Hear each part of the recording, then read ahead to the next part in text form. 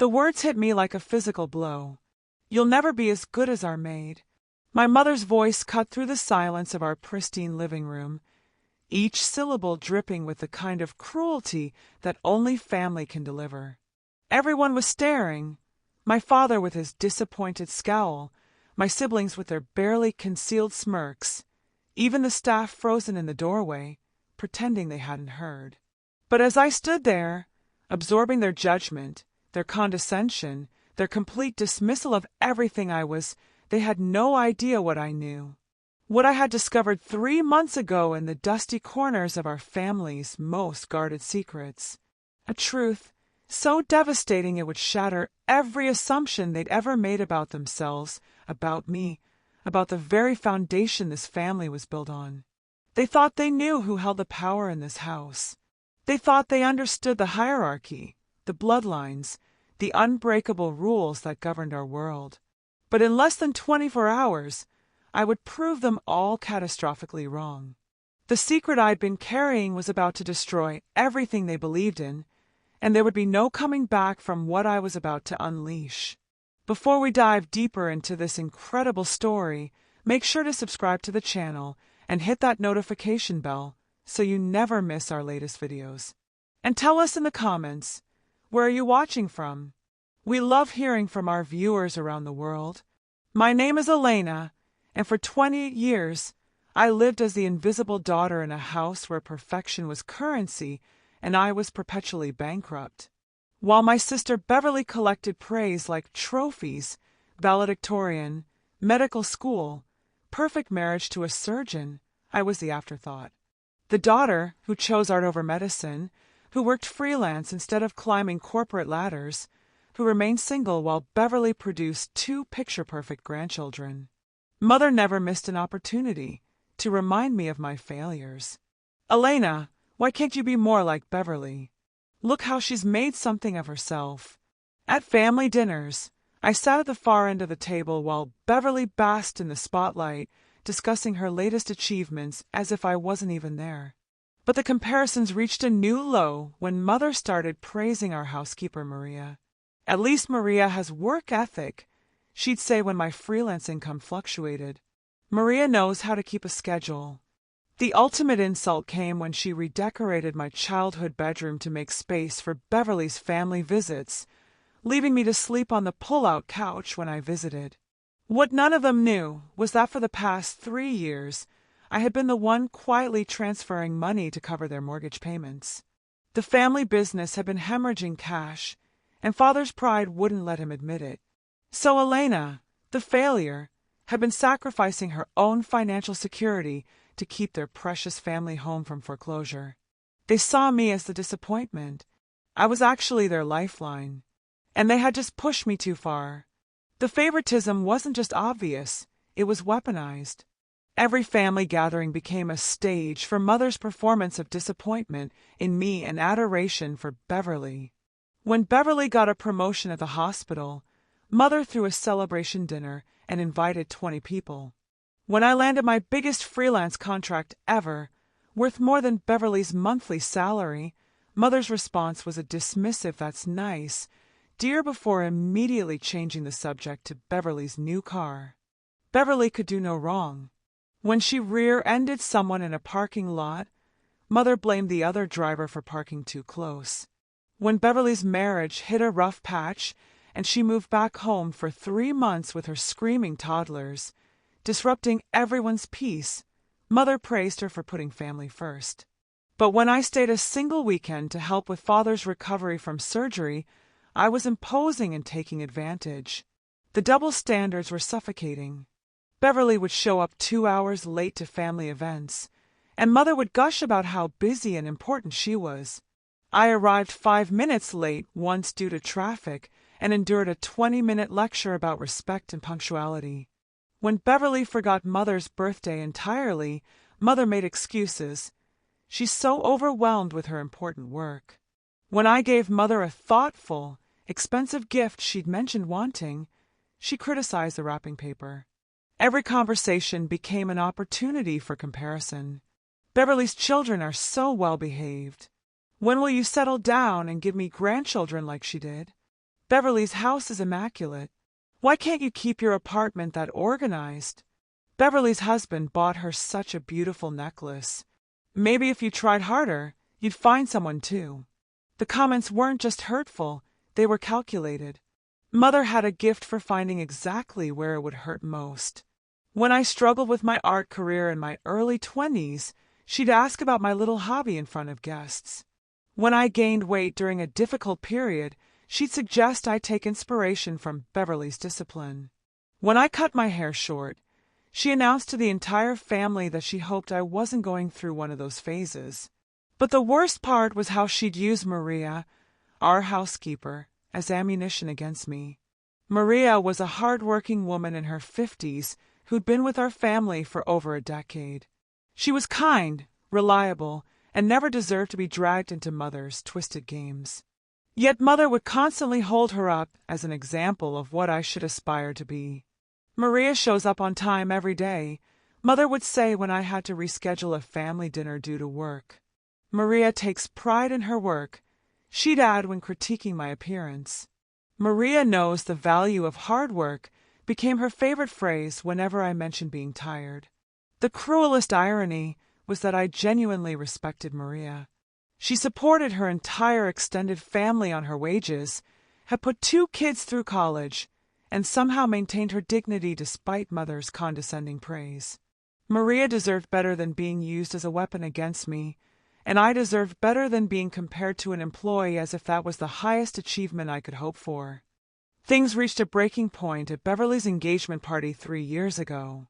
I had spent weeks helping organize the event, using my artistic skills to design invitations, coordinate decorations, and even negotiate with vendors to save the family money. I'd worked 16-hour days to make everything perfect for Beverly's big moment. The party was beautiful. 50 guests mingled in our family's garden.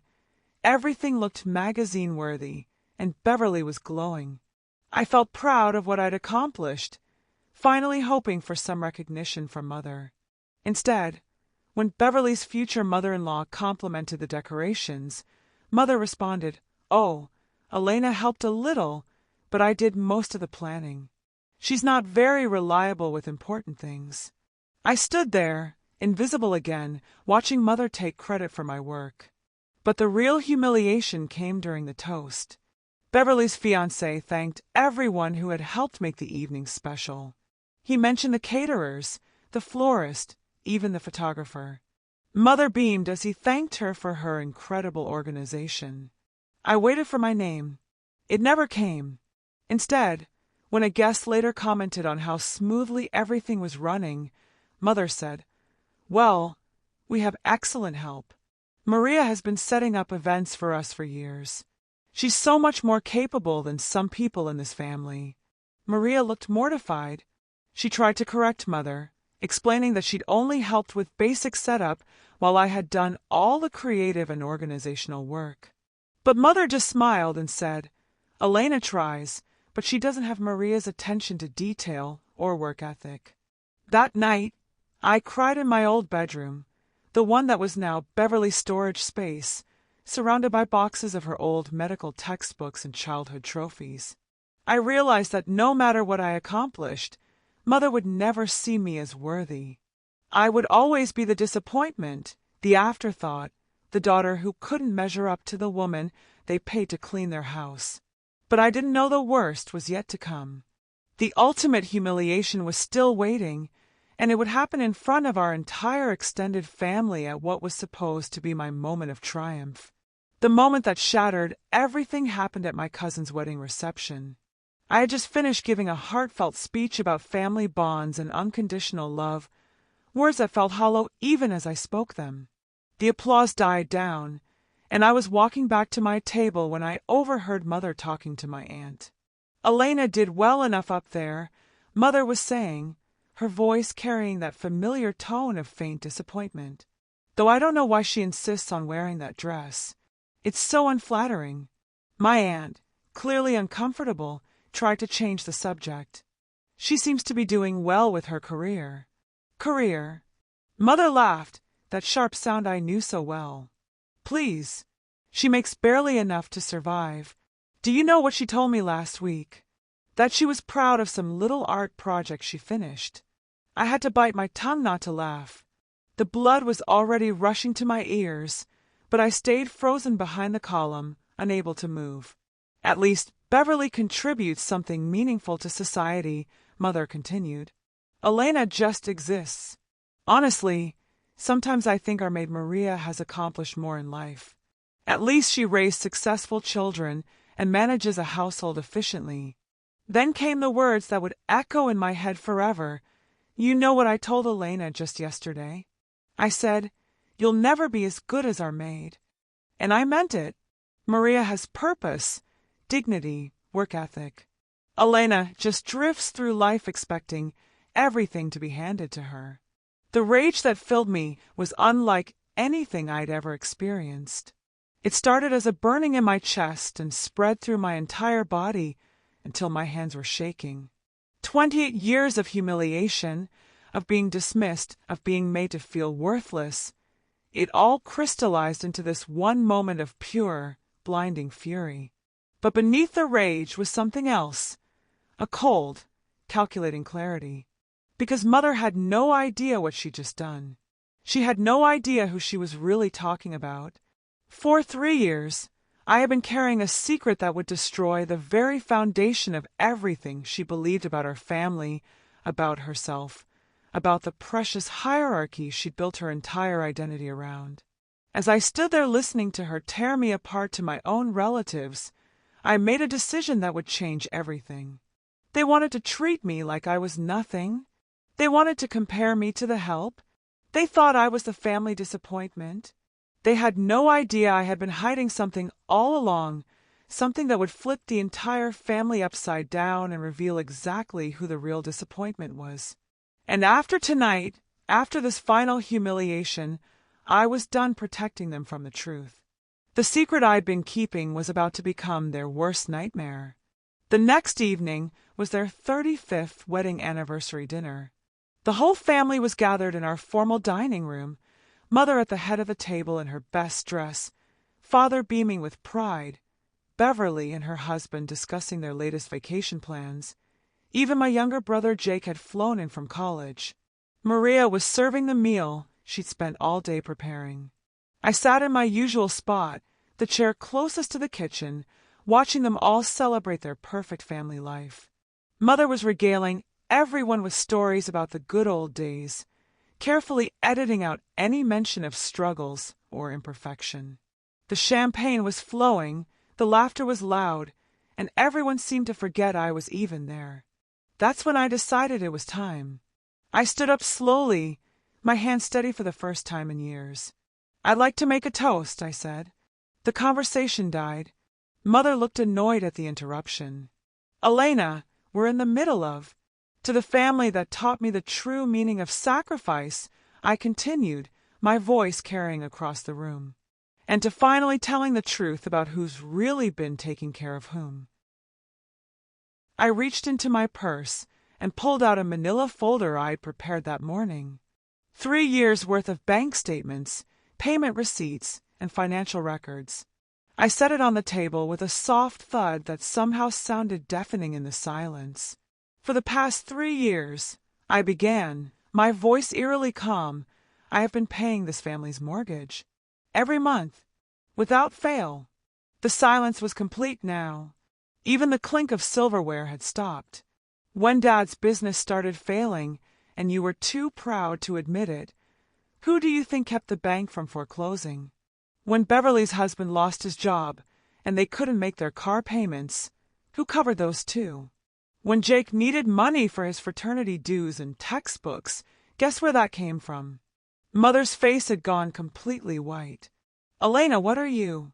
"I'm talking about the $180,000 I've quietly transferred to this family over 3 years. The money that's kept your lights on, your mortgage current, your perfect reputation intact." I opened the folder and spread the papers across their pristine tablecloth. "Every bank statement is right here. Every sacrifice I made while you all treated me like garbage." Beverly was staring at the documents, her mouth slightly open. "That's impossible. Elena doesn't have that kind of money." Doesn't she? I smiled, but there was no warmth in it. Remember those little art projects Mother loves to mock? Turns out corporate clients pay quite well for custom designs. That hobby you've all dismissed has been more profitable than any of your so-called respectable careers. Father picked up one of the bank statements with shaking hands. Elena, I don't understand. Of course you don't, because you never asked. You never wondered how your mortgage mysteriously got current after months of missed payments. You never questioned where Beverly's car payment money came from when her husband was unemployed. You just accepted the help and kept treating me like the family disappointment. I turned to Mother, who looked like she'd seen a ghost.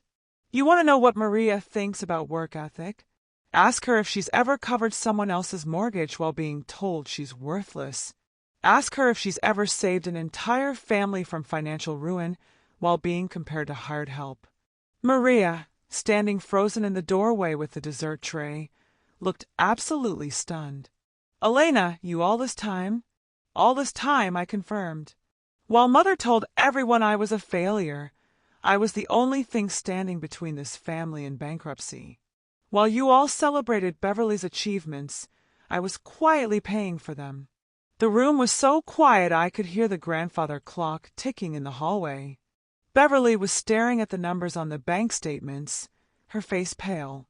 Jake looked like he might be sick. Father had his head in his hands. But Mother was just staring at me with an expression I'd never seen before. For the first time in my life, she was looking at me like she was seeing a stranger.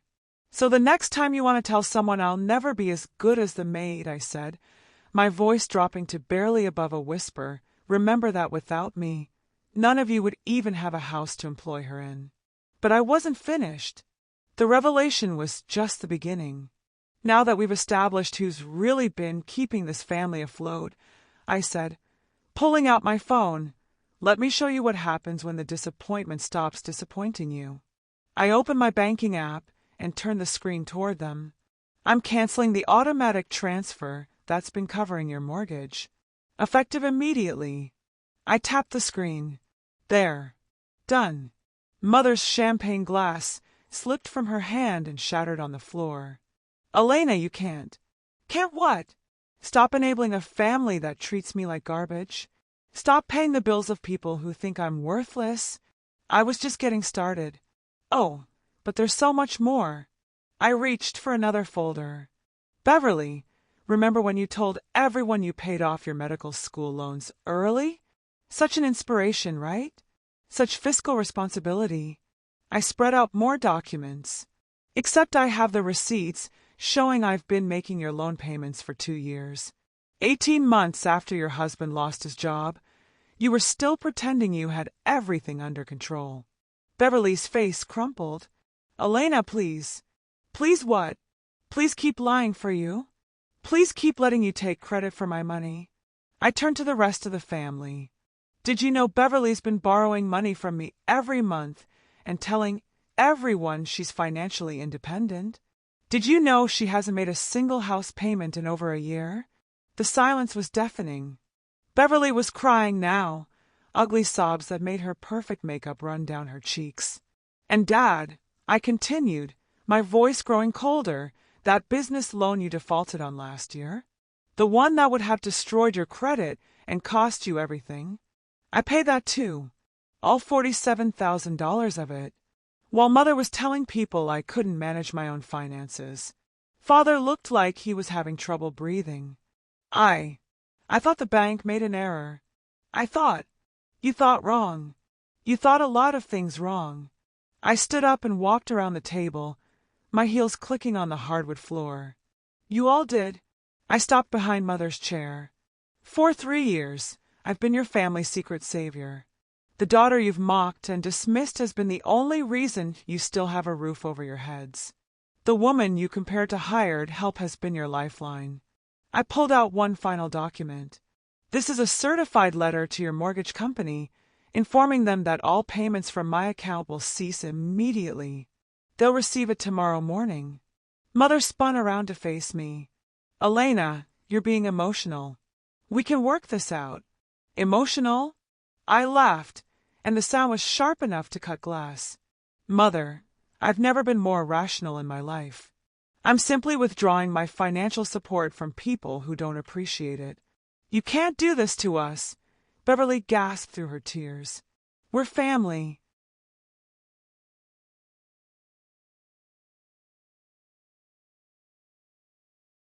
Family? I tilted my head. Is that what we are? Because family doesn't tell each other they'll never be as good as the help. Family doesn't take credit for each other's work.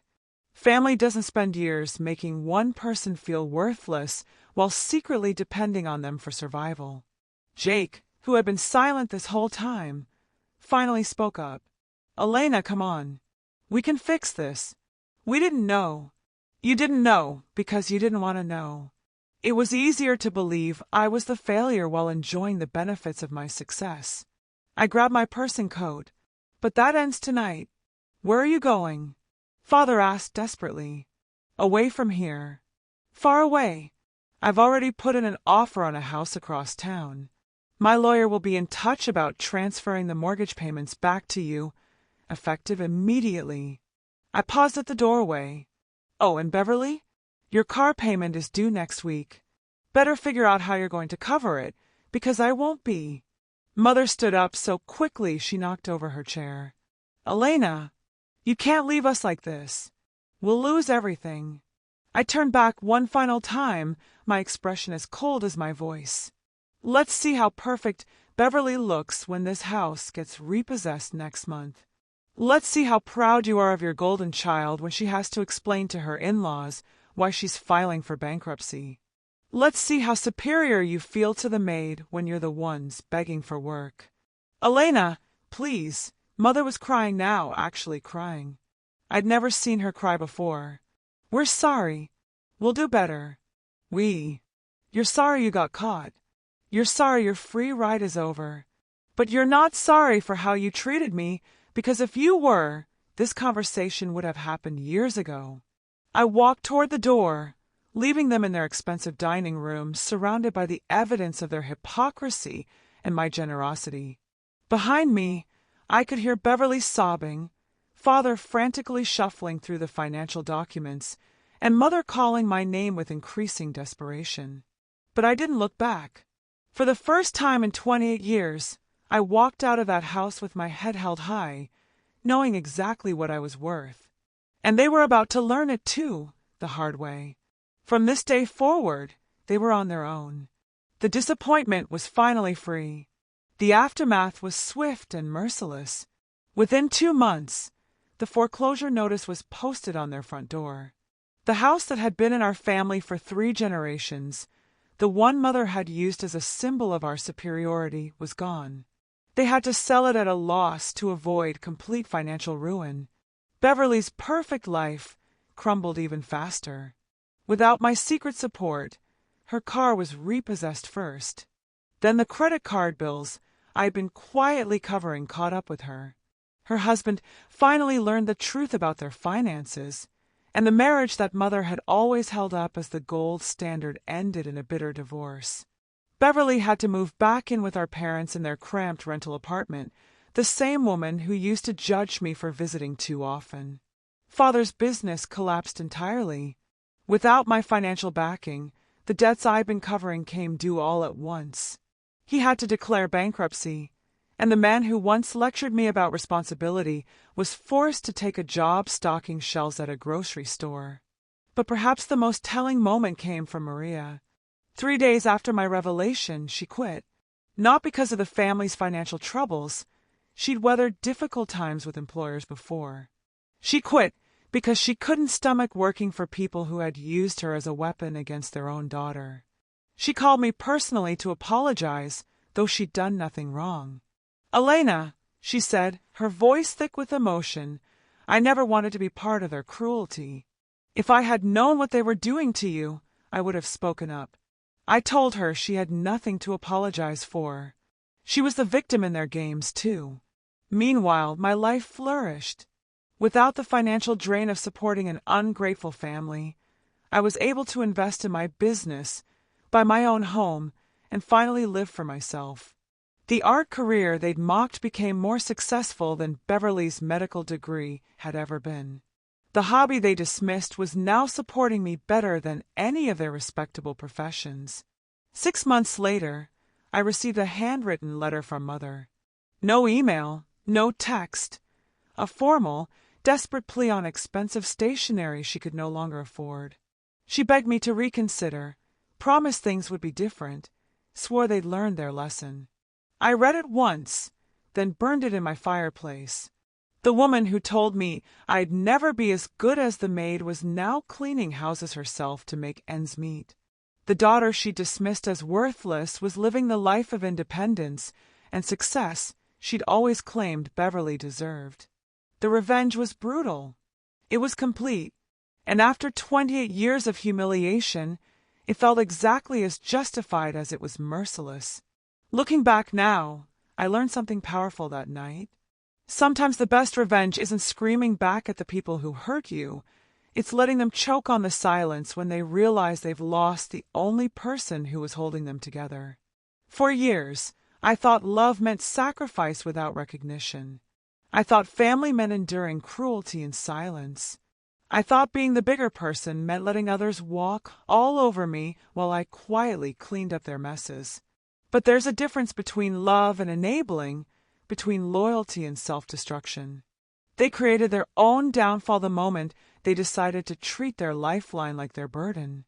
Every cruel comparison, every dismissive comment, every moment they made me feel worthless while secretly depending on me, they were writing their own ending. Was I too harsh? Part of me wonders if I could have found a gentler way to make my point. But then I remember that night, standing in that dining room, realizing that after 3 years of financial sacrifice and 28 years of emotional abuse, they still saw me as nothing more than a disappointment. Some people only learn respect when they lose what they took for granted. The truth is, going nuclear wasn't about revenge, it was about freedom. It was about finally choosing myself after decades of choosing them. It was about refusing to light myself on fire to keep people warm who wouldn't even acknowledge the flame. So I want to hear from you. What would you have done in my situation? Would you have stayed silent and continued the cycle, or would you have gone nuclear like I did? Have you ever had to choose between family loyalty and self-respect? Drop your thoughts in the comments below. I read every single one. If this story resonated with you, please give it a like and subscribe to the channel for more real stories about family, revenge, and finding the courage to choose yourself. And don't forget to share this with anyone who needs to hear that their worth isn't determined by how others treat them. Until next time, remember, sometimes the people who call you the problem are really just upset that you stopped being their solution.